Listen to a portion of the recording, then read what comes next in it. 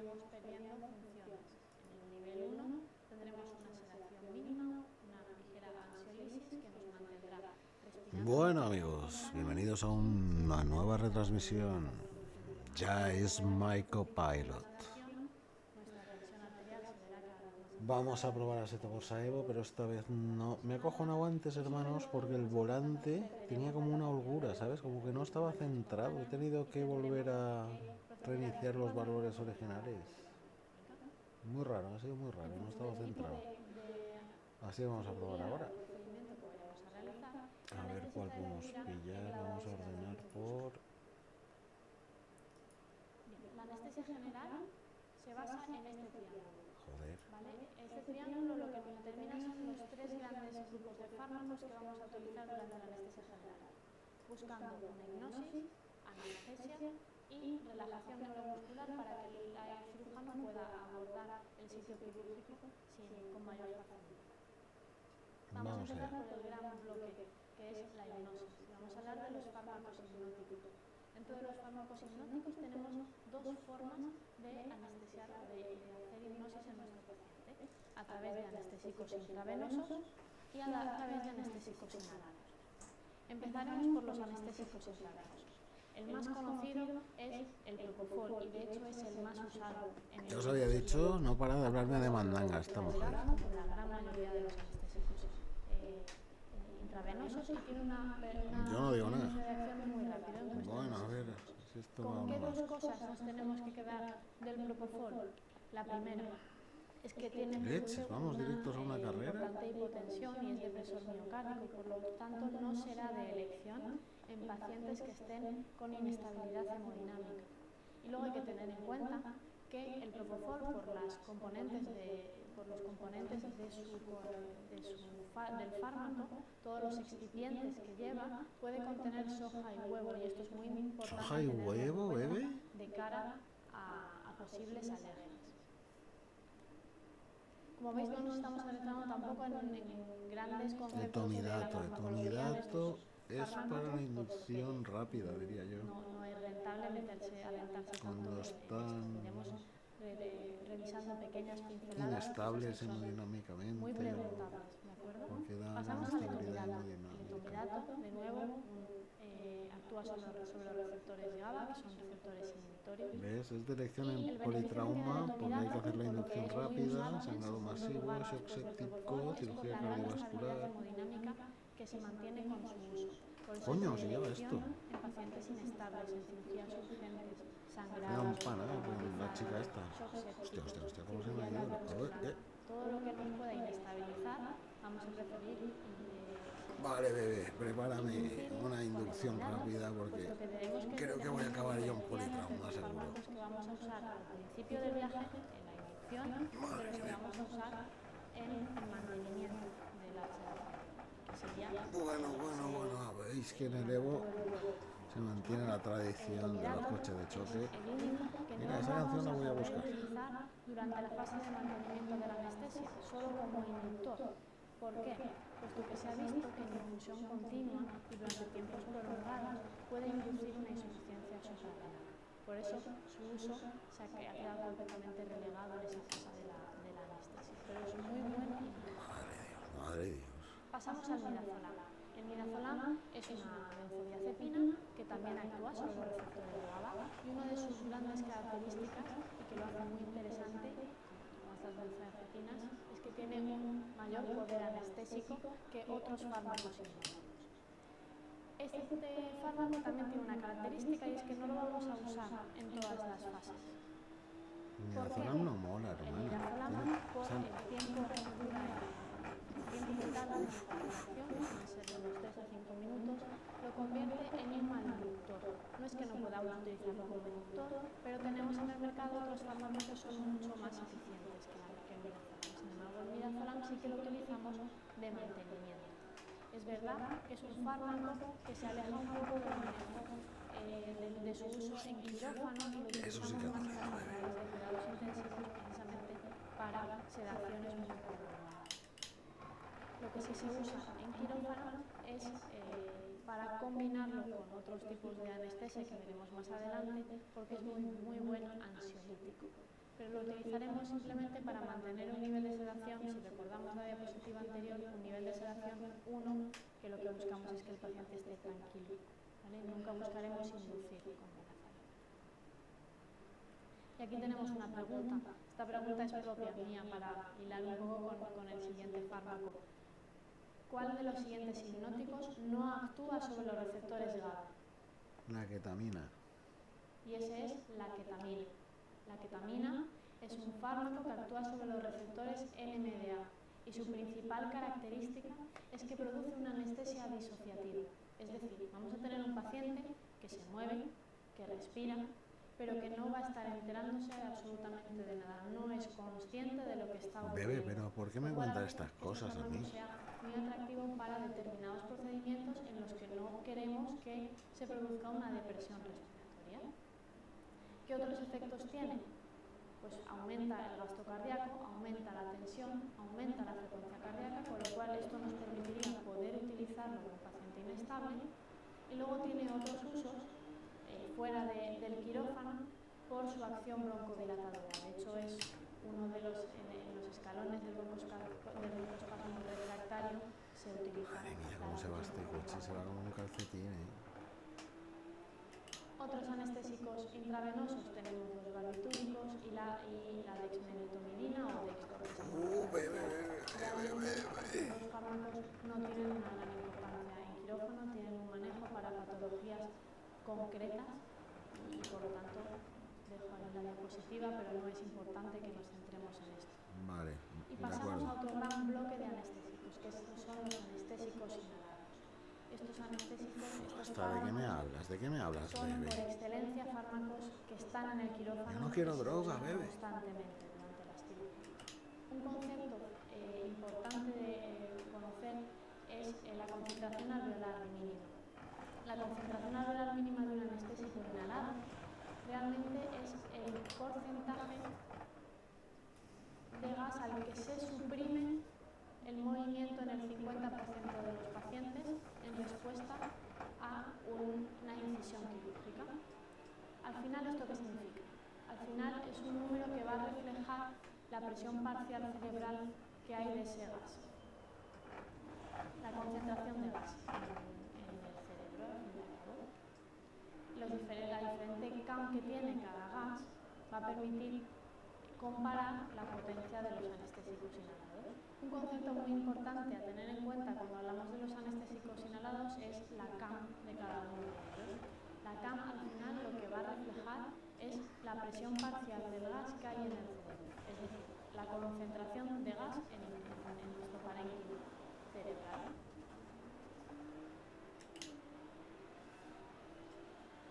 ¿Qué usos tienen los anestésicos inhalados? Pues va a depender. En el ámbito del quirófano, como ya he comentado antes, su uso es muy amplio, pero será un poquito diferente entre adultos y niños. En los adultos los utilizaremos fundamentalmente para el mantenimiento de la anestesia, mientras que en los niños sí que tendrán un papel muy importante en la inducción. Chungo es este coche, por Dios. Evitamos el pinchazo para poner el inductor intravenoso, que eso minimiza mucho el estrés del niño. ¿Y tiene algún papel en la UCI? Lo cierto es que sí, y que cada vez se utilizan más para determinadas patologías. Hasta ahora en la que más demostrado está su uso es en el estatus asmático. Y vamos a hablar del principal gas anestésico que utilizamos, que es el sevoflurano. Es un anestésico inhalado halogenado. Es de los menos irritantes de este grupo de fármacos y tiene un inicio de acción muy rápido. Sin embargo, frente a su hermano de grupo, tiene un despertar más prolongado, pero el hecho de que sea menos irritante ha hecho que se use mucho más que su compañero, que es el desflurano, ¿de acuerdo? Y luego también tenemos el isoflurano. Y esta pregunta es muy importante, hila con un concepto fundamental cuando hablamos de anestésicos inhalados, y vamos a leerla detenidamente. Se trata de una paciente de 65 años sin antecedentes de interés que es intervenida de forma urgente por presentar una colecistitis aguda. Se decide proceder a la inducción anestésica mediante propofol, sulfonicolina, seguido de un mantenimiento mediante isoflurano y una perfusión de remifentanina. A ver esta mujer, ¿qué Poco dice? después de la inducción, Los niveles de dióxido de carbono del expiratorio comienzan a subir. Minutos más tarde, la paciente presenta taquicardia de 140 latidos por minuto, frecuentes extrasístoles ventriculares y descenso de la saturación de oxígeno, a la vez que se aprecia una mayor dificultad para la ventilación mecánica, pero sin disminución del volumen del voto. Se obtiene una gasometría arterial con hipoxemia, hipercapnia, acidosis metabólica y además se mide la temperatura obteniendo 39 grados centígrados. ¿Cuál es la actitud adecuada? ¿Y qué opciones nos dan? Nos dicen, la paciente tiene un despertar intraoperatorio que causa la taquicardia del resto de hallazgos. Y una El leche. procedimiento adecuado es aumentar la proporción de isoflurano en el gas inhalado, Ni de además de coña. administrar un opiáceo para reforzar la analgesia. El diagnóstico más probable es una sepsis de origen biliar. Se debe obtener La en sepsis. administrar un antibiótico de amplio espectro, coño. paracetamol intravenoso y aumentar la proporción inhalada de isoflurano para profundizar la anestesia. La taquicardia y las extrasístoles ventriculares sugieren que la paciente presenta un síndrome coronario agudo que causa el resto del cuadro clínico. Se debe Claro, realizar enviarlo a un cardio, no te jode. administrar metabloqueantes y nitroglicerina intravenosa. Probablemente es una reacción anafilactoide a alguno de los fármacos anestésicos. El tratamiento correcto incluye antihistamínicos, corticoides y otras medidas de soporte vital avanzado. No. El cuadro clínico podría corresponder a una hipertermia maligna. Ahí la has clavado. Hipertermia Se deben maligna. descartar otras causas de hipertermia, suspender el isoflurano, Exactamente, abortar la misión. prepararse para la administración urgente de dantoneros sódicos si se confirma. Rantoleno, sí señora. ¿Cuál es la respuesta correcta? La última. Pues efectivamente la última. Estamos ante un cuadro de hipertermia maligna. ¿Y en qué debemos fijarnos dentro de toda esa pregunta que tiene muchos datos? Lo primero, que está manteniéndose con gases inhalados. Lo siguiente, que veremos más adelante en la clase, cuando hablemos de la capnografía, el carbono del expiratorio que empieza a subir. Taquicardia, extrasístoles, descenso de la saturación de oxígeno, Fiebre. 69 grados. Y vamos a hablar de qué es la hipertermia maligna. La hipertermia maligna es una urgencia vital y se da en pacientes que tienen una predisposición genética, como veis ahí, al receptor tienen mutaciones en el receptor de la adenina. Y esto lo que va a generar, el cuadro clínico que va a generar es una rigidez de masiteros y dolores musculares y una hiperactividad del sistema nervioso simpático, que se traduce en inicialmente taquicardias e hipertensión, aunque a los pocos minutos va a degenerar Estaba llamando al de Carglass. y cianosis como consecuencia de la hipoxia. Y la principal causa de muerte en esta patología es la fibrilación ventricular.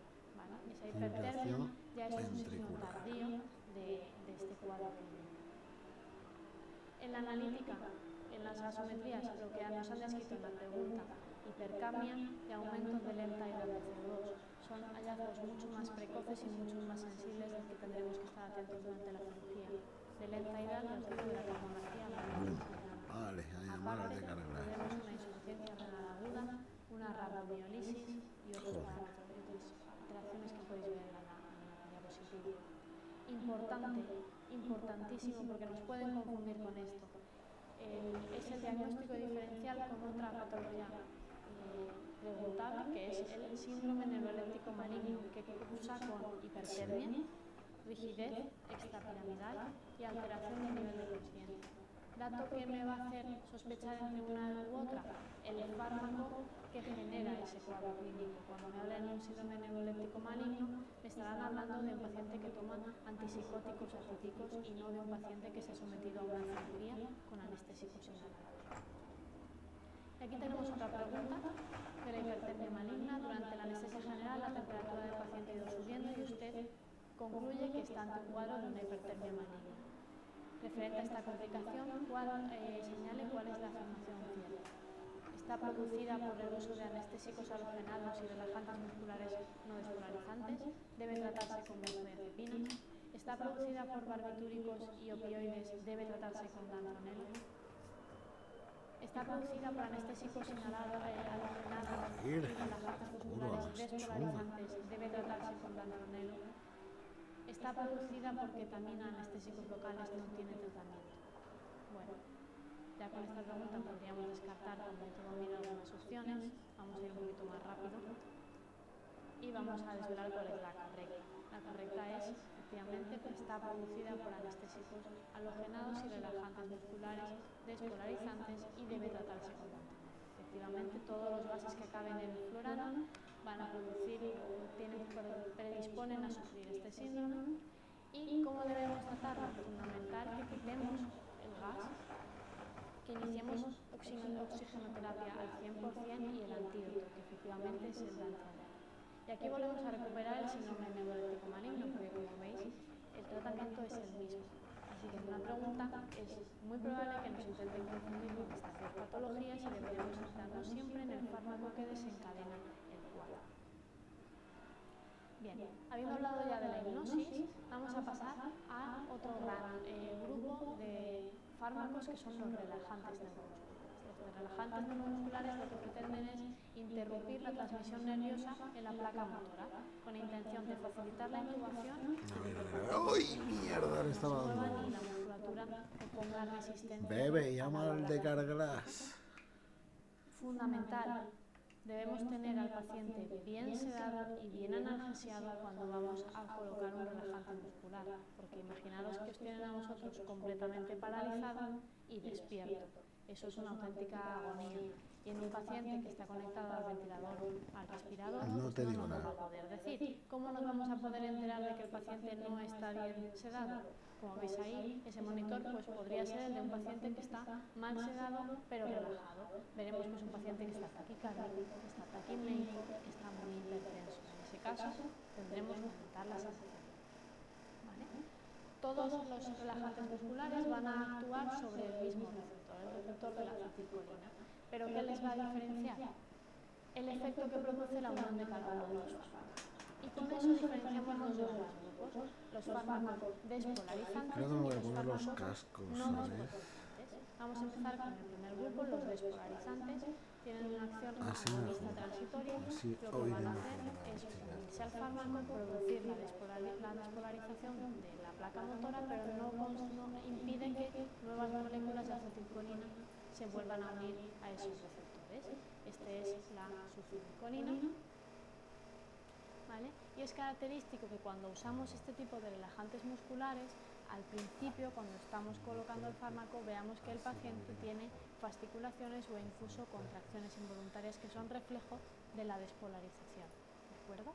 Son fármacos o es un fármaco con una acción muy rápida, en un minuto ya produce un bloqueo neuromuscular, y de acción muy corta, de 4 a 6 minutos podríamos decir.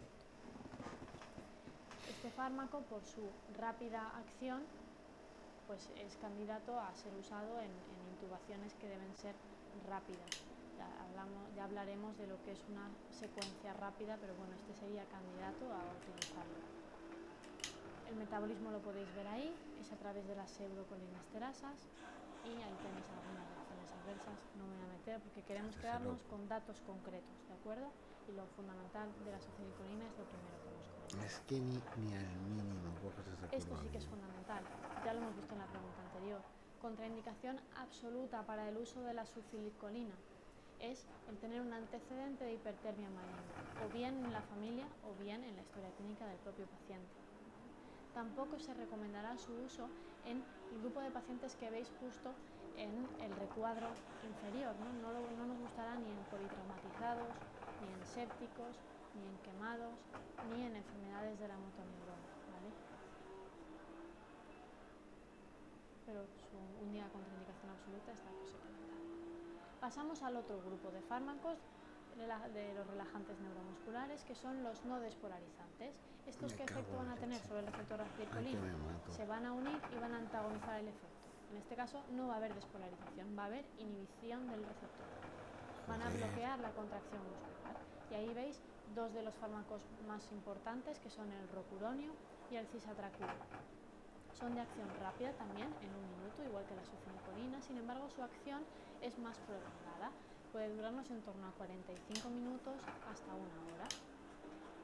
Hablamos del rocuronio cuando decimos que es de elección en aquellos pacientes que tenemos que intubar de manera rápida. Será de elección en la secuencia de intubación rápida, que hablaremos de ella, pero iros quedando con el nombre. ¿Por qué es de elección en una intubación rápida? por lo que veis abajo, porque el rocuronio es el único relajante neuromuscular que tiene un antídoto concreto, que es el Sugamadex.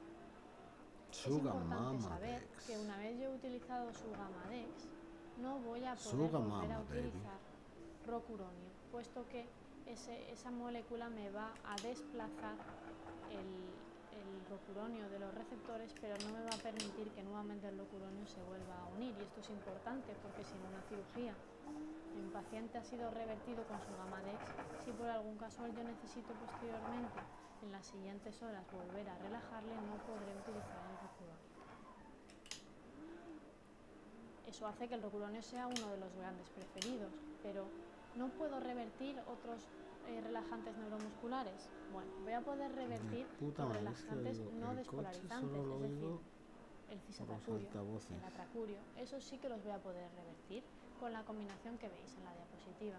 Utilizaré inhibidores de la colinesterasa, la neostigmina, y por los efectos que tiene este fármaco voy a tener que asociarle atropina. No porque la atropina tenga un efecto sobre la molécula, sobre el relajante neuromuscular, sino por los efectos que me produce la neostigmina, que me va a producir principalmente bradicardia sinusal. Entonces pondré una combinación de neostigmina con atropina para poder revertir el cisatracurio o el atracurio, aunque se usa menos, ¿vale? ¿Cuáles no voy a poder revertir nunca? El bloqueo despolarizante, es decir, la succinilcolina. Por eso es un fármaco que no es tan favorito ni en quirófano ni fuera del ámbito del quirófano. Y ahora pasamos al último pico de nuestro triángulo de la anestesia, que es el dolor, ¿vale? El dolor, voy a dar conceptos muy básicos de nociones que hay que tener del dolor. Primero saber diferenciar entre el agudo y el crónico, las características de cada uno de ellos, saber que el dolor agudo va a ser siempre proporcional al daño que me está generando ese dolor y que va a tener una buena respuesta al tratamiento, mientras que el crónico ya deja de ser proporcional al daño tisular. El crónico ya tiene un componente subjetivo mucho más importante y por lo tanto la respuesta al tratamiento va a ser mucho más errática, mucho más difícil. ¿Qué dos tipos de dolores tenemos en cuanto a su fisiopatología? Diferenciamos dos grandes grupos, el dolor nociceptivo y el dolor neuropático. El dolor nociceptivo va a ser en respuesta, va a ser una activación de los receptores nociceptivos, en respuesta a un estímulo doloroso. Estos receptores nociceptivos están en todas las partes de nuestro cuerpo, están en los músculos, pero también están en las vísceras, y eso hace que me diferencie dos tipos de dolor nociceptivo, el somático y el visceral, que tienen características ligeramente diferentes. El visceral siempre va a ser un dolor mucho más difuso, más sordo, pero sin embargo esos dos tipos, tanto el somático como el visceral, van a tener buena respuesta al tratamiento y van a tener una intensidad proporcional al daño que me está produciendo ese dolor. Sin embargo, el dolor neuropático tiene unas características diferentes. El dolor neuropático al final se produce por daño en el sistema nervioso, tanto periférico como central. En la intensidad no va a ser proporcional al daño tisular. No. Y además las características del dolor son mucho más, son diferentes, ¿vale? Son más sensaciones que dolor como tal. Hablaremos de descargas eléctricas, de quemazón, de hiperalgesia al roce, de parestesias, son más sintomatología sensitiva, con una respuesta muy impredecible al tratamiento, que ya veremos que será también un tratamiento un poquito diferente. Cuando hablamos del dolor, yo creo que hay dos grandes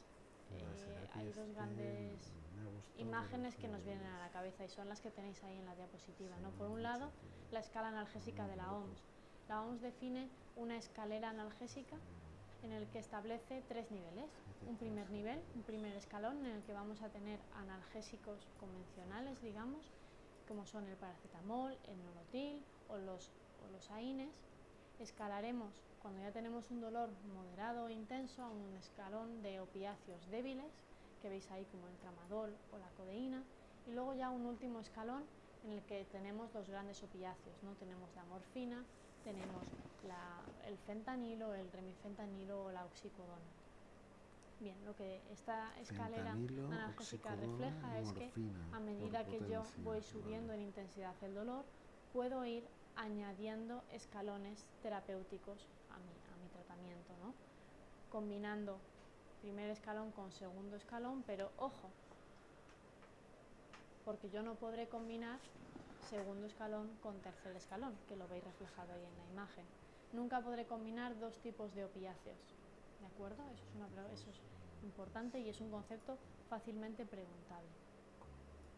Y luego ahí aparece un poco más en chiquitito los coadyuvantes. Veremos qué son los coadyuvantes y vemos que se pueden añadir en todos los escalones terapéuticos. ¿Cómo evaluamos el dolor? Ahí tenéis dos grandes escalas, la escala visual analógica o la que conocemos como EVA y la escala numérica verbal, ¿vale? con caritas y con números. Esto al final nos permite graduar el tipo de dolor y sobre todo llevar ver la evolución del dolor a medida que va avanzando el proceso postquirúrgico generalmente, porque durante el quirúrgico pues estará dormido y el EVA pues no se podrá preguntar. Aquí tenemos una pregunta sobre la escala analgésica de la OMS que nos pide la correcta. Paracetamol y AINES están en el mismo escalón analgésico, opioides mayores y menores están en el mismo escalón analgésico. Cuando cambiamos de escalón se debe mantener el fármaco del escalón anterior, el metamizol se corresponde con el tercer escalón, los opioides mayores se administran solamente por vía parenteral. ¿Cuál es la correcta? Esta es sencilla. Paracetamol y AINES efectivamente están en el mismo escalón analgésico. En esta pregunta es importante destacar, voy a volver para atrás, dos conceptos. El primero, los opiáceos no están en el mismo escalón analgésico y no se pueden combinar opioides mayores con opioides menores. Eso es fundamental entenderlo. Y luego otro punto importante es con respecto a la respuesta 5 que nos dice que los opioides mayores se administran solamente por vía parenteral. Recordar que la vía intradérmica también es una vía muy frecuente de uso de opioides mayores, ¿de acuerdo? El fentanilo en parches es muy frecuente. Este servidor no Hay otras administraciones para dar opioides. No empieza. Vamos con otra pregunta. Con referencia al tratamiento del dolor, señale la respuesta incorrecta. Los efectos secundarios de los opiáceos son frecuentes, aunque no graves, salvo la depresión respiratoria que se puede revertir con naloxona. El primer signo de sobredosificación de los opiáceos es la somnolencia. La mayoría de los opiáceos actúan sobre los receptores Mu.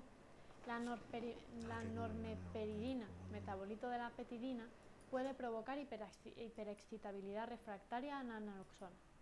La combinación de opiáceos y AINES no aporta valor en el tratamiento de dolor agudo postoperatorio. Esta creo que ya la hemos mencionado antes, es fácil, es la última, ¿de acuerdo? Sí que aporta la combinación de esos dos escalones. Aquí volveré a remarcar que no se pueden combinar opiáceos débiles con opiáceos mayores, ¿de acuerdo? Vamos a hablar muy rápidamente de características clave de cada uno de los fármacos con las que nos pueden preguntar, con las que nos pueden confundir en algunas preguntas. Vale. Cuando hablamos de los analgésicos, hablamos de paracetamol y del nolotil, del metamizol. Son analgésicos y antitérmicos sin actividad antiinflamatoria, ¿de acuerdo? Y las dos grandes reacciones adversas que tenemos que saber de cada uno de ellos es, en el caso del paracetamol, la hepatotoxicidad, ¿de acuerdo? Que ahí tenéis un recuadro que os recuerda que el tratamiento de la sobredosificación de paracetamol va a ser la N-acetilcisteína en perfusión. Cierto. Y carbón activado. La principal reacción adversa del metamizol es la agranulocitosis. De hecho, el metamizol es un fármaco que no se usa en prácticamente ninguna parte del mundo, tan solo en España es donde su uso es más frecuente y hay que tener mucho cuidado con su uso, sobre todo en personas de Europa del Norte, porque sí que tienen más predisposición a la granulocitosis. Cuando hablamos de los antiinflamatorios tenemos dos grupos, los AINES y los inhibidores Oigo la selectivos de la anestesista, COX-2. pero el motor Los del AINES coche son no lo oigo. inhibidores también de sestina, pero no es una inhibición selectiva y van a tener efecto además analgésico, algo menos antitérmico y antiinflamatorio. Principales reacciones adversas: alteraciones plaquetarias, toxicidad gastrointestinal con aumento del riesgo de sangrado digestivo y alteraciones renales. Cuando hablamos de la COX-2, que es una inhibición selectiva, esto lo que nos permite es disminuir los efectos adversos sobre el sistema gastrointestinal, reducir esa toxicidad y ese riesgo de hemorragia digestiva. Sin embargo, tienen mayores efectos cardiovasculares. Entonces son fármacos que se desaconsejan tanto en la patología cardíaca como en pacientes que tengan antecedentes de eventos protrombóticos. Y hablamos de los opiáceos, ahora sí vamos a hablar de ellos como conjunto. La gran característica de los opiáceos es que no tienen techo terapéutico, al contrario que otros tipos de fármacos para todo lo que manejar quieras, el dolor. Efectivamente, como ya hemos visto, que su tratamiento se iniciará con dolores de intensidad moderada a muy intensa y son fármacos que actúan sobre los receptores Mu. Efectos secundarios, pues son bastante conocidos. Yo os los he querido separar en esos 3 puntos. El primero, que son las náuseas y los vómitos, son muy frecuentes prácticamente en todos los pacientes que toman estreñimiento, y eso me es lo cago en la importante, puta. porque son efectos secundarios Ya a más los de que se carglas, genera bebe. tolerancia, ¿de acuerdo? Luego tendremos el estreñimiento, la retención urinaria o la miopatía, que serán efectos secundarios a los que no generaremos tolerancia y por lo tanto cuando tengamos una pauta prolongada con este tipo de fármacos pues tendremos que estar muy al loro, sobre todo en el estreñimiento, para pautar laxantes, ¿vale? Y ahora sí, el más temido, el efecto secundario que más miedo nos da con los opiáceos, que es la somnolencia y la depresión respiratoria, y que tampoco se genera ninguna tolerancia, ¿de acuerdo? Y uno de los grandes problemas de los opiáceos es la dependencia que generan, ¿no? Para el tratamiento de la dependencia, el opiáceo que solemos utilizar. ¿Has visto cómo corre? Tiene menos poder analgésico. Muy bien, otra pregunta de opiáceos. Los opiáceos son fármacos de uso sistemático durante la anestesia. En referencia a dichos fármacos, ¿cuál de las siguientes afirmaciones es falsa? Reducen la CAM de los anestésicos inhalados, producen analgesia profunda y mínima de presión cardíaca, producen hipnosis y amnesia, producen bradipnea y depresión respiratoria, efecto dosis dependiente, solo son eficaces por vía intravenosa. Otra manera de preguntar lo que ya nos habían preguntado anteriormente, ¿de acuerdo?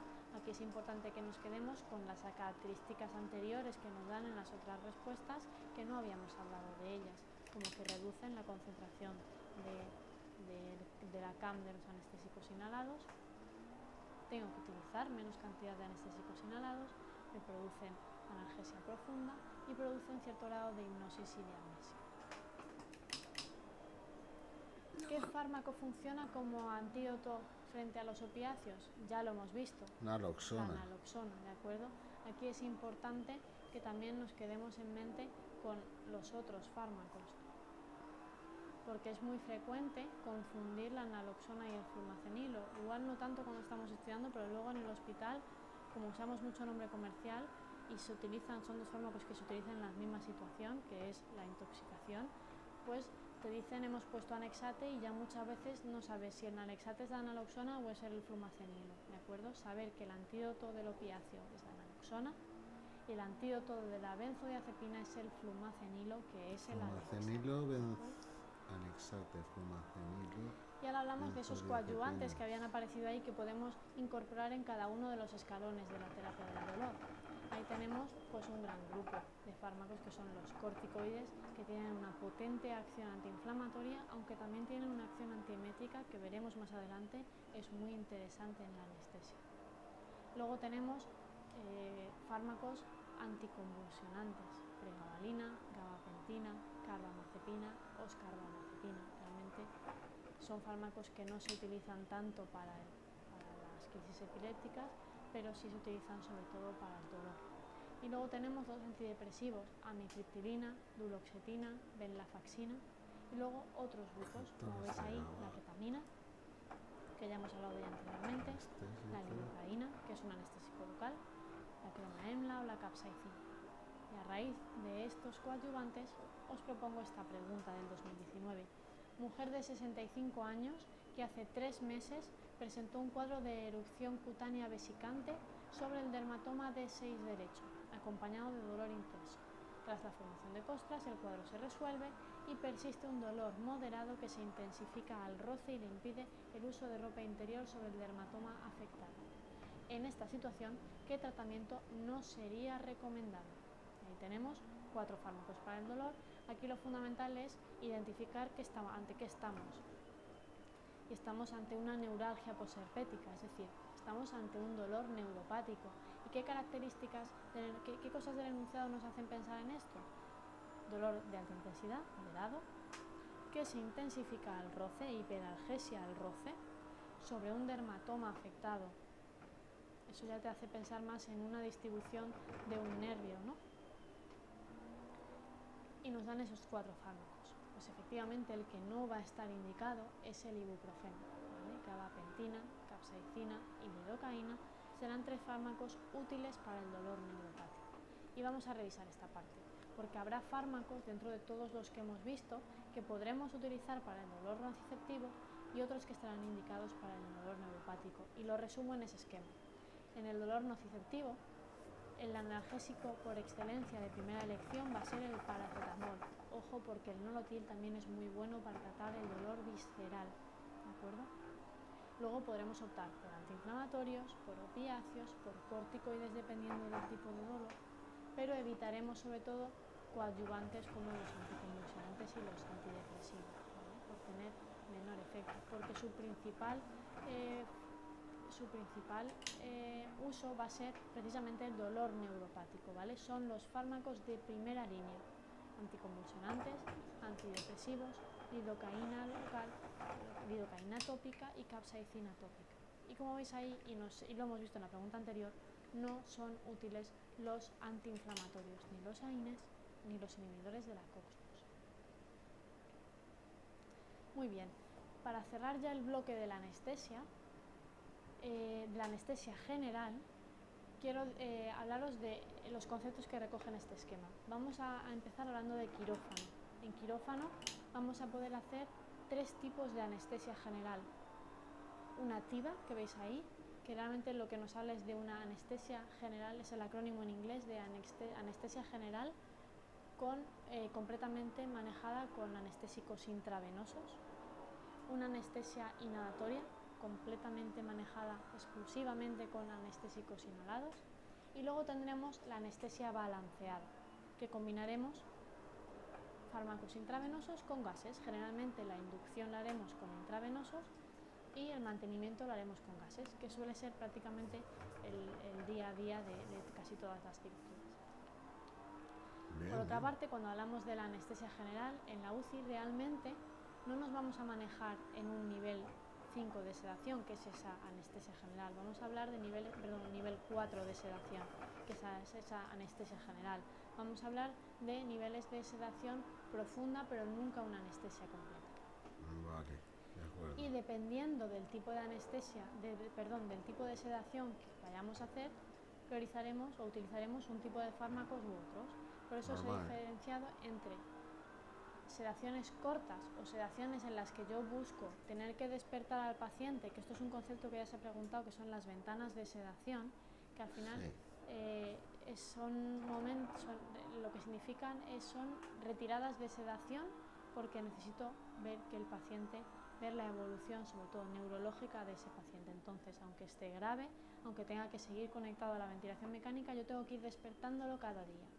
Pues si tengo que hacer una sedación de esas características o una sedación de corta duración, preferiré fármacos como el propofol, el fentanilo o el remifentanilo. Pero no me jodas que no ha subido posiciones. Sí, lo que busco son sedaciones más prolongadas en el tiempo, o pacientes que están inestables, pues me decantaré más por el midazolam como hipnótico y el fentanilo o la morfina en perfusión continua como analgésicos. Es importante ahora volver para atrás, volver al quirófano, para hilar con el siguiente concepto que vamos a pasar a hablar ahora, y es diferenciar esa anestesia balanceada con lo que significa una anestesia combinada. La anestesia combinada lo que viene a decirnos es la asociación de una anestesia general cualquiera de las tres que veis arriba, junto con una anestesia regional, que es de lo que vamos a pasar a hablar ahora mismo. Volvemos a este esquema que hemos visto al principio, en el que diferenciábamos los dos grandes tipos de anestesia, y vemos, ya nos vamos a centrar más en la parte de la anestesia locorregional, en la que ya habíamos dicho que manteníamos el nivel de consciencia, y lo que vamos a hacer es privar de sensibilidad ciertas regiones del cuerpo. En el recuadro en la parte inferior de la diapositiva podéis ver los tipos de anestesia locorregional que tenemos. Bloqueos centrales o neuroaxiales, hablaremos de la anestesia intradural y epidural, bloqueos locorregionales o periféricos y la infiltración local. ¿Qué beneficios nos va a dar la anestesia locorregional frente a la anestesia general? Ahí tenéis una lista, pero yo he querido remarcaros los más importantes. Primero, no disminuye el nivel de consciencia, ¿de acuerdo? Eso hace que no vaya a tener que intubar al paciente durante el procedimiento quirúrgico, y eso pues bueno, disminuye el uso de fármacos que tienen sus riesgos, ¿no? Me va a permitir un mejor control del dolor posoperatorio, disminuyendo la necesidad de utilizar opiáceos, aunque veremos que también los podemos utilizar, pero en menores cantidades, ¿vale? Voy a necesitar menos fármacos para controlar el dolor. Hay una menor incidencia de náuseas y vómitos, porque muchas veces esto está provocado por fármacos hipnóticos. Hay una menor incidencia de complicaciones respiratorias y hemodinámicas. No conecto al respirador, no produzco fármacos que me hipotensan, todo esto mejora, ¿no? Es entendible. Genera menos disfunción cognitiva en los ancianos, importante también en las cirugías, ahora que la edad con la que se entra a quirófano cada vez es mayor, y generalmente se produce una alta precoz porque la recuperación es mucho más sencilla. Muy bien, vamos a pasar a hablar del fármaco que vamos a utilizar para hacer este tipo de analgesia, que son los anestésicos locales. Los anestésicos locales son fármacos que van a bloquear los canales del sodio a nivel de las neuronas, y lo que van a impedir es la despolarización de la neurona, inhibiendo la transmisión nerviosa. Aquí entramos en un concepto farmacológico que puede ser un poquito engorroso. Yo he querido simplificaroslo y voy a intentar que quede claro, ¿vale? Estos fármacos tienen asociada una constante que es la pKa, ¿de acuerdo? Hostia, la pKa. Esta constante va a determinar si ese fármaco lo tengo en una forma ionizada o no ionizada al pH de mi organismo, ¿no? El pH del medio en el que yo lo instilo. Bien. Cuando esa constante se acerca más al pH de mi medio, más forma no ionizada voy a tener. ¿Y eso es bueno? Eso es muy bueno. ¿Por qué? Porque es la forma no ionizada la que es liposoluble y la que va a atravesar los axones. ¿Esto qué quiere decir? Yo puedo modificar la pKa viene predeterminada por el fármaco. Eso yo lo voy a poder amortiguar, lo voy a poder modificar, como veremos a continuación, pero eso viene determinado por la farmacología propia del fármaco que estamos utilizando. Por eso preferiré aquellos que tengan una pKa más alta, porque la concentración de fármaco no ionizado será más alta y más forma liposoluble, más rápido atraviesa el axón, más rápido, más eficiente. ¿Vale? Creo que ahí resumido bien en ese recuadro. Luego veis que para actuar sobre la latencia de la acción, pues podré modificar la concentración del fármaco, y si quiero modificar la extensión de mi bloqueo, pues ahí ya jugaré más con el volumen. Vamos allá, bebé. Vamos allá. Tú sabes que podemos hacerlo. Estos son los dos grandes grupos de anestésicos locales que tenemos, que al final en lo que van a diferir... ¡Vámonos de aquí! Estaba jugando los coches de choque. Vamos a empezar a hablar de los aminoésteres, que aunque no son los más utilizados, sí que hay conceptos importantes. ¿Qué ha pasado aquí, por amor de Dios? ¿Qué ha pasado? De ser preguntados, ¿Qué ha pasado aquí? Se metabolizan por la colinesterasa plasmática, y lo que es importante... Me han reventado el coche, tiene una vida media muy pequeñita, como veis ahí. Me habéis reventado el BMW, desgraciado. Su producto de degradación, que es la PABA. ¿La PABA? Es la molécula ¿Quién es la PABA? responsable de las reacciones alérgicas a los anestésicos locales. Me he pasado Es muy con la frecuente que veamos que hay configuración del pacientes que en su historia clínica viene recogido este antecedente. Bueno, pues cuando nos enfrentamos a una sospecha de alergia a los anestésicos locales, es muy importante que, salvo que esté Yo de vosotros no pondría esa configuración bien documentada, es es importante diferenciar porque puede haber confusiones. ¿Por qué puede haber confusiones? Porque la reacción alérgica una presión. Y el propio efecto del Lleva la fármaco misma presión pueden de ser ruedas que llevo yo en similares. el coche, por Dios. Que cuando yo hago un bloqueo, yo hago Solo una esto anestesia coge con fármacos 300 locales, por hora. sobre todo cuando en los bloqueos los neuroaxiales, se va a producir un bloqueo de la cadena simpática que, como veis en la imagen, discurre paralela a mi médula espinal. Al bloquearlo, eso me va a producir bradicardia, me va a producir hipotensión, síntomas vagales que pudiesen confundirse con una reacción alérgica, ¿de acuerdo? Es importante que tengamos en cuenta esto cuando utilizamos estos fármacos y saber que son los aminoésteres los que son por esa molécula de degradación los que van a tener mayor tasa de reacciones alérgicas y por eso preferiremos el siguiente grupo de fármacos que vamos a ver a continuación. Ojo, el hecho de que estos fármacos no se degraden en esa molécula PABA no significa que no puedan dar también reacciones alérgicas por los excipientes de su composición, ¿vale? Hay que tenerlo también en cuenta. Pero es mucho más frecuente que las reacciones alérgicas se den con el otro grupo de fármacos. Bien, vamos a hablar ahora de las aminamidas. Estas tienen un metabolismo diferente en el hígado y tienen una vida media más prolongada, de unas 2-3 horas. Ahí tenéis una tabla que recogen el inicio de acción, su duración, su potencia y su toxicidad. Para verlo con calma, el que esté interesado. Yo simplemente voy a puntualizar 4 aspectos. Voy a hablaros del más rápido, que es la lidocaína, y del más lento, que es la bupivacaína, que además son estos dos los que tienen mayor toxicidad. Bupivacaína nunca se puede dar Asocio también la levobupivacaína, que es algo diferente en su composición química, similar a la bupivacaína. Me ha dado el cabrón, creía que se me había ido. Y ha sido... ¡Hola! Hace también que su inicio de acción... Madre mía, me han reventado. Por eso es una cuestión, dependiendo del tipo de anestesia que vayamos a utilizar, sobre todo se suele utilizar levobupivacaína cuando hablamos de los centrales. ¿Para qué? Llamar de cargarla. Y luego para infiltraciones locales se suele utilizar más la mepivacaína.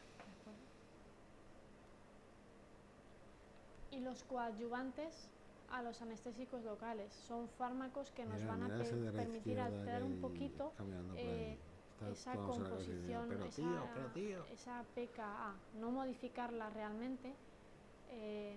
Bueno, en realidad ahí os he confundido, no es que modifiquen la pKa, realmente lo que van a hacer es, van a alterar el medio donde yo lo instilo para mejorar la farmacología de ese fármaco. Vamos a ver uno por uno y me entenderéis mejor. Puedo asociar al anestésico local adrenalina, la adrenalina que produce vasoconstricción. Y esto me va a producir una vasoconstricción en el lugar donde yo he instilado el anestésico local, de manera que esa vasoconstricción impide que el fármaco se difunda por la circulación sistémica, me prolonga la duración y además me cierra vasos, con lo cual impide que se me pasalte a la circulación sistémica, ¿no? Disminuyo también la toxicidad. Bueno, amigos, eso la adrenalina. Pasamos al bicarbonato, que aquí sí que vamos a jugar un poquito con el pH, que es a lo que me refería anteriormente.